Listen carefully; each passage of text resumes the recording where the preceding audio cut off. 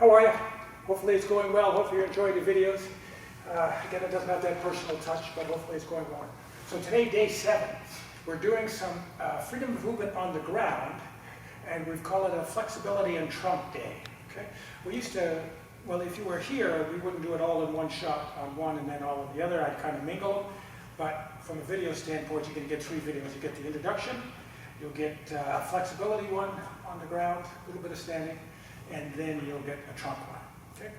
So flexibility, let's just put it, our major thought in flexibility is flexibility with movement. Okay? That's your number 1 hint of the day, or important point of the day. Flexibility with movement for better coordination. Stiff people are not coordinated. That's usually what it is. All right? So, now, you're going to see here that we're doing our flexibility with movement, and we don't usually hold a movement for more than 2 seconds. Now, there could be some examples of not that, let's call it, okay? Some exceptions to the rule. A guy like Pavel Tastulin, he says Americans don't have enough patience. Sometimes he'll do flexibility where he'll hold a stretch for a long, long period of time. Okay? Maybe okay if you're looking for just flexibility. We are looking for flexibility with coordination, flexibility with strength, flexibility with endurance, all of that type of thing. Okay? We will do a longer stretch if we're in the water or in a steam or sauna, something like that. Okay? Now, there's other types of flexibility that that you can use. So you may hold a stretch. Let's say I go into a front-back split. I'm tightening hamstring and hip flexors because those are the muscles being straightened. I would hold that for 6 seconds and then release and go further. Tighten, 1, 2, 3, 4, 5, 6, release and go further. That type of thing. But for the sake of today, we're just doing the freedom of movement thing. Oh, there's one called an FRC, if you ever look that up. They hold a stretch for 1.5 minutes, tighten it. So they may hold this stretch here for 1.5 minutes, then they'll tighten for 20 seconds, and then they'll actually lift their legs apart for 20 seconds. Okay? If we are holding a long stretch, I would do another movement at the same time to get coordination in. So if I'm holding this stretch, I may do this.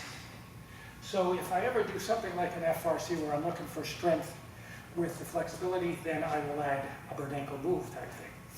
And the other thing is, maybe you've had where someone has held you and pushed you. What is that called? I can't remember the name of that. Anyway, so you're on the ground, you lift your leg up, right? Or you tighten your hamstring, push against them. Here's the key after that. You lift your leg up higher. Don't let someone push on you. You tighten again at that higher height. When you finish the push, you pull it up higher. Then you actually go to the other side. Now you're using your hip flexors. You pull it against the tightness for the amount of times you want, 6 seconds, 3 times. Then you get to a maximum range. So I'm at my full range of hamstring stretch, and then I flick the leg so that I get at maximum range and I flick. Okay? Those are all different types of flexibility ideas that you may use.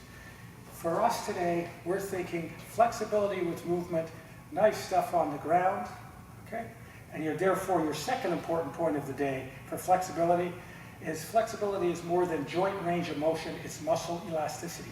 That's why we've talked about it so much before. We talked about muscle being like an elastic, muscle feeling like Play-Doh, having all the qualities in it, using the tubing, using the breathing, using the freedom movement.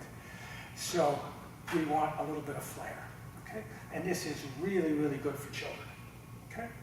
Now, second part, when we get to the stomach, there's a lot of good stomach routines out there. We're going to show you a few different ones. The 2 important points for stomach, you want to train upper, middle, lower. Most people you can see are either underdeveloped lower or overdeveloped upper.